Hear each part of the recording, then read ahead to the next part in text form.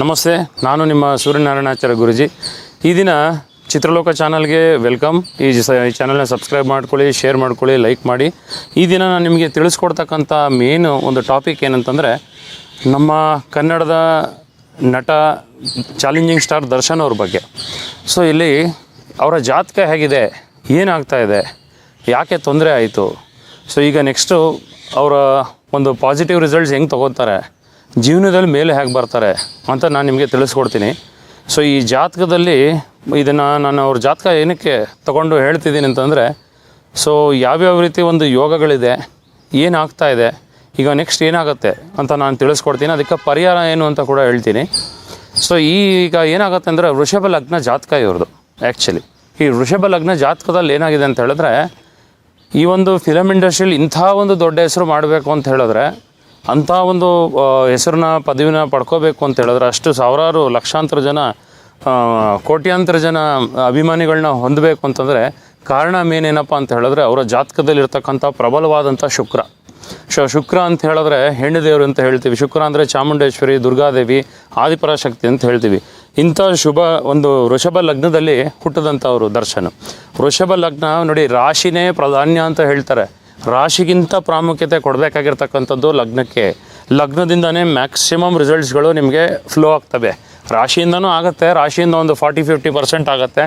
ಲಗ್ನದಿಂದ maximum 90-100% prediction ಇರುತ್ತೆ, ಪರ್ಫೆಕ್ಟಾಗಿರುತ್ತೆ. So ಈಗ ವೃಷಭ ಲಗ್ನದಲ್ಲಿ ಏನಾಗ್ತಿದೆ ಅಂತಂದರೆ, ಶುಕ್ರ ಡೈರೆಕ್ಟಾಗಿ ಲಗ್ನದಿಂದ 11ನೇ ಮನೆಯಲ್ಲಿ ಉಚ್ಚ ಸ್ಥಿತಿಯಲ್ಲಿ ಹೋಗಿದ್ದಾನೆ. 11ನೇ ಮನೆ ಅಂತ ಏನು ಅಂತಂದು ಹೇಳ್ತೀವಿ, ಲಾಭಸ್ಥಾನ ಅಂತ ಹೇಳ್ತೀವಿ. ಎಲ್ಲ ರೀತಿ ಲಾಭ, ನಾವು ಒಂದು ಸಂಪಾದನೆ ಮಾಡೋದು ಲಾಭನೇ. ಅದು ಒಂದೇ ಲಾಭ ಅಂತಲ್ಲ, ದುಡ್ಡು ಮಾಡೋದು ಒಂದೇ ಲಾಭಸ್ಥಾನ ಅಂತಲ್ಲ, ಎಲ್ಲ ರೀತಿ ಆಗ್ಬೋದು. ದೇಹ ಲಾಭ ಆಗ್ಬೋದು, ಆರೋಗ್ಯ ಲಾಭ ಆಗ್ಬೋದು, ಧನ ಲಾಭ ಆಗ್ಬೋದು, ಸಂತೋಷ ಲಾಭ ಆಗ್ಬೋದು.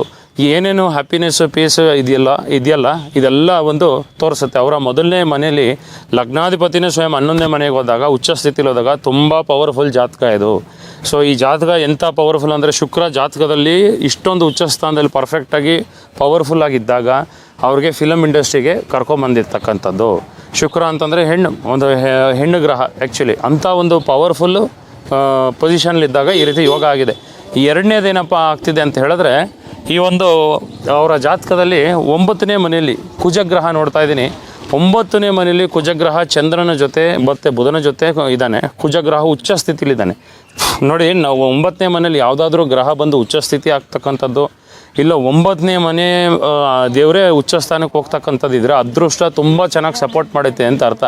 ಏನೇ ಕೆಟ್ಟ ಟೈಮ್ ಆದರೂ ಕೂಡ, ಏನೇ ಕೆಟ್ಟ ಟೈಮ್ ಬಂದರೂ ಕೂಡ ಅದರಿಂದ ಹೊರಗಡೆ ಬರ್ತಾರೆ, ಅದೃಷ್ಟ ಸಪೋರ್ಟ್ ಮಾಡುತ್ತೆ ಅಂತ ಅರ್ಥ. ನೋಡಿ, 9ರಲ್ಲಿ ಯಾವುದಾದ್ರೂ ಗ್ರಹ ಉಚ್ಚ ಸ್ಥಿತಿಗೆ ಬಂದಿದ್ದರೂ ಕೂಡ, ಇಲ್ಲ 9ನೇ ಮನೆ ಅಧಿಪತಿನೇ ಉಚ್ಚ ಸ್ಥಾನಕ್ಕೆ ಹೋಗಿದ್ರು ಕೂಡ ತುಂಬ ಪವರ್ಫುಲ್ ಆಗಿದೆ. ಇವ್ರ ಜಾತಕದಲ್ಲಿ ಏನಾಗ್ತಾಯಿದೆ ಅಂದರೆ, 9ನೇ ಮನೆ ಅಧಿಪತಿ ಶನಿದೇವರು 3ನೇ ಸ್ಥಾನಕ್ಕೆ ಹೋಗಿ ತನ್ನ ಸ್ವಂತ ಮನೆ ನೋಡ್ತಿದ್ದಾನೆ. ಅಲ್ಲೇ ಕುಜ ಉಚ್ಚ ಸ್ಥಿತಿಗೆ ಹೋಗಿದ್ದಾನೆ. ಇದು ಒಂಥರ ವಿಚಿತ್ರವಾದ ಯೋಗ. ಕುಜ ಉಚ್ಚ ಸ್ಥಿತಿಯಲ್ಲಿರೋ ಫಲಗಳನ್ನು ಕೊಡಬೇಕು. ಶನಿ ಬಂದು 9ನೇ ಅದೃಷ್ಟಾಧಿಪತಿ ಆಗಿರೋದ್ರಿಂದ ಅದರದ್ದು ಒಂದು ಫಲ ಕೊಡಬೇಕು. ಸೊ ಇವರಿಬ್ಬರು ಜಗಳ ಮಾಡಿಕೊಂಡ್ರು ಕೂಡ, ಕುಜ ಶನಿ ಒಬ್ರಿಗೊಬ್ರು ಆಗೋದಿಲ್ಲ ಯೂಶ್ವಲಾಗಿ. ಬಟ್ ಆದರೂ ಕೂಡ ಈ ಒಂದು ಕಾಂಬಿನೇಷನಲ್ಲಿ ತುಂಬ ಚೆನ್ನಾಗಿ ಒಳ್ಳೆ ರಿಸಲ್ಟ್ಸ್ ಕೊಡ್ತಾರೆ. ಅಂದರೆ ಸ್ಟ್ರಗಲ್ ಇರುತ್ತೆ ಲೈಫಲ್ಲಿ. ಕುಜ ಶನಿ ನೋಡ್ತಿದ್ರು ಒಬ್ರನ್ನೊಬ್ರನ್ನ, ಸ್ಟ್ರಗಲ್ ಇದ್ದೇ ಇರುತ್ತೆ. ಆ ಸ್ಟ್ರಗಲ್ ಆದಮೇಲೆ ಟಾಪ್ ಲೆವೆಲ್ ಸಕ್ಸಸ್ ಅಂತ ಹೇಳ್ತೀವಿ. ಈಗ ಅವ್ರ ಜಾತಕದಲ್ಲಿ ನಡೀತಾ ಇರತಕ್ಕಂಥ ಗುರು ಕೂಡ ಅಷ್ಟೇ. ಗುರು ಏನಿದೆ ಇಲ್ಲಿವರೆಗೂ ವಿಪರೀತ ರಾಜಯೋಗದಲ್ಲಿದೆ. 12ನೇ ಮನೇಲಿ ಗುರು ಇದೆ. 12ನೇ ಮನೆಯಲ್ಲಿ ಏನಾಗ್ತಿದೆ ಅಂತಂದರೆ, ಗುರು ಕೇತು ಜೊತೆ ಇದೆ. ಸೊ ಗುರು ಕೇತು ಜೊತೆ ಇದ್ದರೆ ಭಾಳ ಒಳ್ಳೆಯದು. ನೋಡಿ, ಗುರು ಕೇತು ಆ್ಯಕ್ಚುಲಿ ಇದರ ಕಾಂಬಿನೇಷನು ಅಂಥವರು ಮನಸ್ಸಲ್ಲಿ ಹೋಲಾಟಾಡಲಿ ಒಳ್ಳೆಯವರೇ. ಆ್ಯಕ್ಚುಲಿ ಹೇಳಬೇಕು ಅಂದರೆ ಸ್ವಭಾವ ಏನೇ ಆಗಿರ್ಬೋದು, ಬಟ್ ಮನಸ್ಸಲ್ಲಿ ಹೋಲಾಟಾಡಲಿ ಹೇಳಬೇಕು ಅಂತಂದರೆ ಅವರ ಒಂದು ಇನ್ನರ್ ಹಾರ್ಟು ತುಂಬ ಪ್ಯೂರ್ ಇರುತ್ತೆ, ತುಂಬ ಒಳ್ಳೇದಿರುತ್ತೆ ಅಂತ ಶಾಸ್ತ್ರ ಹೇಳುತ್ತೆ. ಗುರು ಕೇತು ಕಾಂಬಿನೇಷನ್ ಆ ಥರ. ಗುರು ಕೇತು ಇರೋರು ಬೇರೆಯವ್ರಿಗೆ ನೋವು ಮಾಡಬೇಕು, ಹಿಂಸೆ ಮಾಡಬೇಕು ಅಂತ ಅಂದ್ಕೊಳ್ಳೋದೇ ಇಲ್ಲ ಫಸ್ಟ್ ಆಫ್ ಆಲು. ಬಟ್ ಏನಪ್ಪ ಅಂತ ಹೇಳಿದ್ರೆ, ಗುರು ಕೇತು ಕಾಂಬಿನೇಷನು ಒಂದು ಒಳ್ಳೆಯ ಅವರು ದೇವರಿಗೆ ಪೂಜೆ ಮಾಡಿದ್ರು ಅಷ್ಟೇ, ದೇವರಿಗೆ ಪೂಜೆ ಮಾಡದೇ ಹೋದ್ರು ಅಷ್ಟೇ, ಅವ್ರ ಮೇಲೆ ಬೈ ಡಿಫಾಲ್ಟ್ ಪೂರ್ವ ಜನ್ಮದಿಂದ ಒಂದು ದೈವ ಆಶೀರ್ವಾದ ಇದೆ ಅಂತ ಅರ್ಥ. ಆ ರೀತಿ ಗುರುಕೇತು ಕಾಂಬಿನೇಷನ್ ಇದ್ದರೆ, ಇವ್ರ ಜಾತಕದಲ್ಲಿ ಏನಾಗ್ತಿದೆ ಅಂದರೆ, ಗುರು 12ಕ್ಕೆ ಹೋಗಿರೋದ್ರಿಂದ ಗುರು ಇಲ್ಲಿ ಏನಾಗ್ತಿದೆ, ವೀಕ್ ಆಗ್ತಿದ್ದಾನೆ. 12ಕ್ಕೆ ಹೋಗಿರೋದ್ರಿಂದ ವೀಕ್ ಆಗಿದೆ. ಗುರುಗೆ ಇವರ ಜಾತಕಕ್ಕೆ ಸ್ವಲ್ಪ ನೆಗೆಟಿವ್ ಪ್ಲಾನೆಟ್ಸ್ ಸಪೋರ್ಟ್ ಮಾಡ್ತಾ ಇಲ್ಲ. ಏನಾಗ್ತಾ ಇದೆ ಅಂತಂದರೆ, ಗುರುಗೆ ಈಗ ಕಳೆದ ವರ್ಷ ಮಹಾದಶೆ ಕುಜನ ಅಂತರ್ದಶೆ ನಡೀತಿತ್ತು. ಅಲ್ಲಿಂದನೇ ಪ್ರಾಬ್ಲಮ್ ಸ್ಟಾರ್ಟ್ ಆಗಿದ್ದು. ಈಗ ಗುರುದಶೆ ರಾಹು ಅಂತರ್ದಶೆ ನಡೀತಾ ಇದೆ ಅವ್ರ ಜಾತಕದಲ್ಲಿ ಲಾಸ್ಟ್ ಎಂಡಿಂಗು. ಅಂದರೆ ಅವ್ರಿಗೆ ಬರೋ ವರ್ಷ ಮಾರ್ಚ್ ಇಲ್ಲ ಏಪ್ರಿಲ್, ಆ ಒಂದು ಮಾರ್ಚ್ ಏಪ್ರಿಲ್ ಮೇಲೆ ರಾಹುದು ಅಂತರ್ದಶೆ ಮುಗ್ದೋಗುತ್ತೆ. ರಾಹುದ ಅಂತರ್ದಶೆ ಯಾವಾಗ ಮುಗ್ದೋಗುತ್ತೆ ಅಲ್ಲಿಂದ ಅವ್ರಿಗೆ ಭಾಳ ಚೆನ್ನಾಗಿ ಅನುಕೂಲ ಆಗ್ಬಿಡುತ್ತೆ. ಯಾಕಂದರೆ ಶನಿ ಮಹಾದಶೆ ಬರ್ತಾ ಇದೆ ಈಗ ದರ್ಶನ್ ಅವ್ರಿಗೆ. ಶನಿ ಮಹಾದಶೆ ಏನಾಗುತ್ತೆ ಅಂದರೆ 9ನೇ ಮನೆ ಅದೃಷ್ಟಾಧಿಪತಿ ತನ್ನ 3ನೇ ಮನೇಲಿದ್ದು ತೃತೀಯ ಸ್ಥಾನದಲ್ಲಿ ಪಾಪಗ್ರಹಗಳು ಹೆವಿ ಪವರ್ಫುಲ್. ಹೆಂಗೆ ಅಂತ ಹೇಳಿದ್ರೆ ಧೈರ್ಯ, ಪರಾಕ್ರಮ, ಸಾಹಸ, ಶಕ್ತಿ, ಸಾಕಷ್ಟು ಒಂದು ಯುಕ್ತಿ, ವಿಜಯ ಇದನ್ನೆಲ್ಲ ಕೊಡ್ತಾನೆ. ಶನಿದೇವರು ದರ್ಶನ್ ಅವ್ರದ್ದು ಮಕರ ರಾಶಿ ಬೇರೆ. ಏನಾಗ್ತಿದೆ ಅಂದರೆ ಮಕರ ರಾಶಿಯವ್ರಿಗೆ ಕಳೆದ ಒಂದು 7.5 ವರ್ಷದಿಂದ ಸಾಕಷ್ಟು ಹಿಂಸೆಗಳನ್ನ ಕೊಟ್ಬಿಟ್ಟಿದ್ದಾರೆ ಶನಿದೇವರು. ಒಂದೊಂದು ರೀತಿಯ ನೋವು, ಒಬ್ಬೊಬ್ಬರಿಗೆ ಒಂದೊಂದು ರೀತಿಯ ನೋವು. ಒಬ್ಬರಿಗೆ ಆರೋಗ್ಯದ ಸಮಸ್ಯೆ, ಒಬ್ಬರಿಗೆ ಹೆಲ್ತ್ ಸಮಸ್ಯೆ, ಇನ್ನೊಬ್ಬರಿಗೆ ಇನ್ನೊಂದು ಸಮಸ್ಯೆ, ಒಬ್ಬೊಬ್ಬರಿಗೆ ಒಂದೊಂದು ಸಮಸ್ಯೆಗಳು ಇದ್ದೇ ಇರುತ್ತೆ. ಮಕರ ರಾಶಿಯವ್ರಿಗೆ ಆಗಿದೆ ಪ್ರೀವಿಯಸ್ಲಿ ಒಂದು 7.5 ವರ್ಷದಿಂದ ಎಲ್ಲ ನೋಡಿದ್ದೀವಿ. ದರ್ಶನವ್ರಿಗೂ ಕೂಡ ಅದೇ ಆಗ್ತಿದೆ. ಶನಿದೇವರು ಬಿಟ್ಟಿದ್ದಾನೆ, 7.5 ಮುಗಿದೋಗಿದೆ. ಬಟ್ ಇವಾಗ ಶನಿದೇವರು ಇನ್ನೂ ಫಲ ಕೊಟ್ಟಿಲ್ಲ. ಯಾವಾಗ ಫಲ ಕೊಡ್ತಾನೆ ಅಂದರೆ ಜೂನ್ 2ನೇ ತಾರೀಕಿಂದ ಏನಾಗುತ್ತೆ, ಗುರು ಮಿಥುನ ರಾಶಿಯಿಂದ ಕರ್ಕಾಟಕ ರಾಶಿಗೆ ಚೇಂಜ್ ಆಗುತ್ತೆ. ಆದಾಗ ಏನಾಗುತ್ತೆ ಅಂತಂದರೆ ಮಕರ ರಾಶಿಯವರು ಎಷ್ಟು ಜನ ಇದ್ದಾರೋ, ಎಷ್ಟು ಜನ ಸಫರ್ ಮಾಡ್ತಾ ಇದ್ದಾರೋ, ಇಲ್ಲಿವರೆಗೂ ಮಾಡಿದಾರೋ ಕಳೆದ ಒಂದು 7.5 ವರ್ಷದಿಂದ 7.5-8 ವರ್ಷ ಆಯಿತು ಹತ್ತತ್ರ. ಸೊ ಅವ್ರಿಗೆಲ್ಲ ಒಂದು ಪವರ್ ಬರುತ್ತೆ. ಗುರುಬಲ ಇದ್ರೇನು, ನಮ್ಮಲ್ಲಿ ಮುಟ್ಟಿದ್ದೆಲ್ಲ ಚಿನ್ನ. ಗುರುಬಲ ಅಂತಂದ್ರೇನು, ಒಂದು ಮದುವೆ ಆಗಬೇಕು ಅಂದರೂ ಗುರುಬಲ ಬೇಕು, ಒಂದು ದುಡ್ಡು ಬರಬೇಕು ಅಂದರೂ ಗುರುಬಲ ಬೇಕು, ಒಂದು ಸಂತಾನ ಆಗಬೇಕು ಅಂದರೂ ಗುರುಬಲ ಬೇಕು, ಒಂದು ಆಸ್ತಿ ತಗೋಬೇಕು ಅಂದರೂ ಗುರುಬಲ ಬೇಕು, ಒಂದು ಮದುವೆ ಎಲ್ಲ ರೀತಿ ಲಾಭ ಆಗೋದಕ್ಕೂ ಗುರುಬಲ, ಕೆಲಸ ಆಗೋದಕ್ಕೂ ಗುರುಬಲ. ಅಂದರೆ ಗುರುಬಲ ಅಂತಂದರೆ ಏನು ಅಂತ ಹೇಳ್ತೀನಿ, ಇದೊಂದು ತುಂಬ ಆಸ್ಪೀಷಿಯಸ್ ಎನರ್ಜಿ. ನಿಮಗೆ ಗುರುಬಲ ಯಾವ ಮನುಷ್ಯನಿಗಿರುತ್ತೋ ಅವನು ಕಷ್ಟಪಡಲ್ಲ, 10% ಎಫರ್ಟ್ಸ್ ಅಷ್ಟೇ, 100% ರಿಸಲ್ಟು. ಅಂದರೆ 10 ರೂಪಾಯಿ ಕೆಲಸ, ಸೊ 100 ರೂಪಾಯಿ 1000 ರೂಪಾಯಿ ಲಾಭ.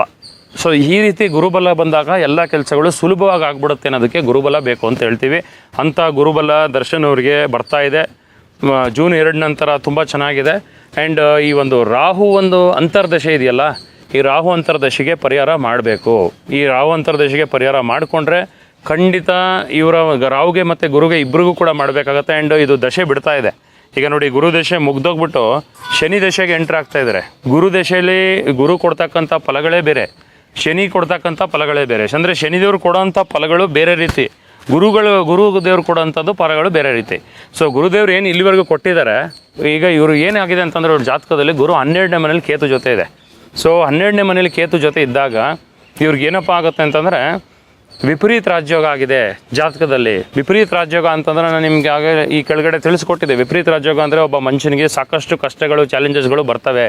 ತದನಂತರ ಮ್ಯಾಸಿವ್ ಲೆವೆಲ್ ಸಕ್ಸಸ್.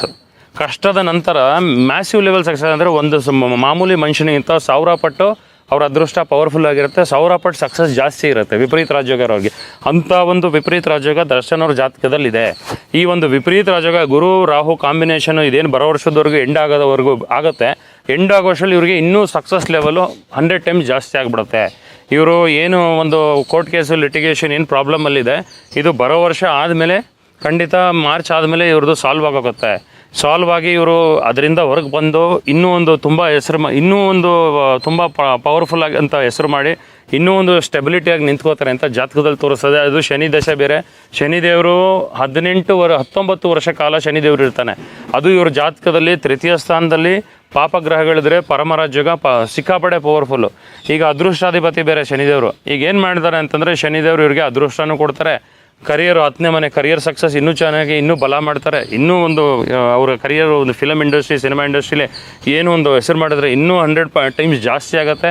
ಇನ್ನೂ ಅವ್ರಿಗೆ ಬಲ ಸಿಗುತ್ತೆ, ಜಯಪ್ರಾಪ್ತಿ ಆಗುತ್ತೆ ಎಲ್ಲದರಲ್ಲೂ ಅಂತ ನಾನು ನಿಮಗೆ ತಿಳಿಸ್ಕೊಡ್ತೀನಿ. ಇದಷ್ಟೇ ಅಲ್ಲದೆ ಇನ್ನೊಂದೇನಪ್ಪ ಅಂತಂದರೆ ದರ್ಶನ್ ಅವ್ರ ಜಾತಕದಲ್ಲಿ ಇದಕ್ಕೆ ಪರಿಹಾರ ಏನು ಮಾಡಬೇಕು ಅಂತ ಹೇಳ್ತೀನಿ ನೋಡಿ. ಪರಿಹಾರ ಏನು ಮಾಡ್ಬೋದು ಅಂತ ಹೇಳಿದ್ರೆ, ಯಾವಾಗ ಗುರು ದಶೆಯಲ್ಲಿ ಈ ಥರ ತುಂಬ ಫಾಲ್ಟ್ ಆಗ್ತಾ ಇದೆ, ಗುರುದೇವರಿಂದ ಇಷ್ಟೊಂದು ತೊಂದರೆಗೀಡಾಯಿತು, 7.5 ಮುಗಿದೋಯ್ತು, ಶನಿದೇವರು ಹೊಂಟೋದ್ರು ಈಗ, ಬಟ್ ಗುರು ದಶೆ ನಡೀತಾ ಇದೆ, ಇನ್ನೂ ಪ್ರಾಬ್ಲಮ್ ಸಾಲ್ವ್ ಆಗಿಲ್ಲ.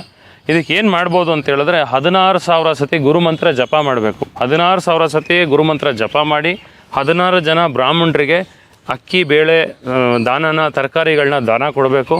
ಅದರ ಜೊತೆಗೆ ಏನು ಮಾಡಬೇಕು ಅಂತ ಹೇಳಿದ್ರೆ 16,000 ಸತಿ ಗುರುಮಂತ್ರ ಹೇಳಿ ಜಪ ಮಾಡಿ ಹೋಮ ಮಾಡಬೇಕು. ಆಗ ಈ ಗುರು ಶಾಂತಿ, ಗುರುಗ್ರಹ ಏನಾಗಿದೆ ಇವ್ರ ಜಾತಕದಲ್ಲಿ ಪ್ರಾಬ್ಲಮ್ ಕೊಡ್ತಾ ಇದೆ ಅದು ಕಮ್ಮಿ ಆಗಿಬಿಡುತ್ತೆ. ಇದಕ್ಕೆ ಇದೇ ಪರಿಹಾರ. ಈ ಪರಿಹಾರದಿಂದ, ಈ ಒಂದು ಪವರ್ಫುಲ್ ಹೋಮದಿಂದ ಅವ್ರಿಗೆ ಜಾತಕದಲ್ಲಿ ಎಲ್ಲರ ಇರ್ತಕ್ಕಂಥ ದೋಷಗಳೆಲ್ಲ, ಗುರು ಶಾಂತಿ, ಗುರುಗ್ರಹ ಎಲ್ಲ ನೆಗೆಟಿವಿಟಿ ಎಲ್ಲ ಕಮ್ಮಿ ಮಾಡಿ ಜೀವನದಲ್ಲಿ ಸದ್ಗತಿ, ಪವರ್ನ ಪ್ರಾಪ್ತಿ ಮಾಡ್ತಾರೆ. ಎಲ್ಲ ರೀತಿ ನೆಗೆಟಿವ್ಸ್ ಎಲ್ಲ ವಾಶೌಟ್ ಆಗುತ್ತೆ ಅವ್ರ ಜೀವನದಿಂದ. ತುಂಬ ಪವರ್ಫುಲ್ಲಾಗಿ ಇನ್ನೂ ಹೆಸರು ಸ್ಟ್ರಾಂಗ್ ಆಗುತ್ತೆ ಅಂತ ನಾನು ನಿಮಗೆ ತಿಳಿಸ್ಕೊಡ್ತೀನಿ. ಇದಷ್ಟೇ ಅಲ್ಲದೆ ಇನ್ನೊಂದು ಅವರ ಜಾತಕದಲ್ಲಿ ಏನಂತಂದರೆ ಸಿಂಹ ನವಾಂಶ ಅವ್ರದ್ದು. ದರ್ಶನ್ ಅವ್ರ ಜಾತಕದಲ್ಲಿ ನೋಡಿ, ನವಾಂಶದಲ್ಲಿ ಲಗ್ನನೇ ಸೂರ್ಯಂದು. ಸೂರ್ಯ ಅಂತಂದರೆ ಯಾರು? ರಾಜ ಏನು ಅಂತಂದರೆ ಆ ಒಂದು ಸೂರ್ಯನ ತತ್ವ ಅವರಲ್ಲಿ ಬಂದ್ಬಿಟ್ಟಿದೆ. ಸೂರ್ಯನ ತತ್ವ ಇದ್ದಾಗ ಆ ಮನುಷ್ಯ ಅವ್ರಿಗೆ ಎಷ್ಟೇ ಏನೇ ಹಾನಿಗಳಾದರೂ ರಾಜನೇ, ಯಾರಿಗೂ ತಲೆ ಬಗ್ಗೋದಿಲ್ಲ ರಾಜ.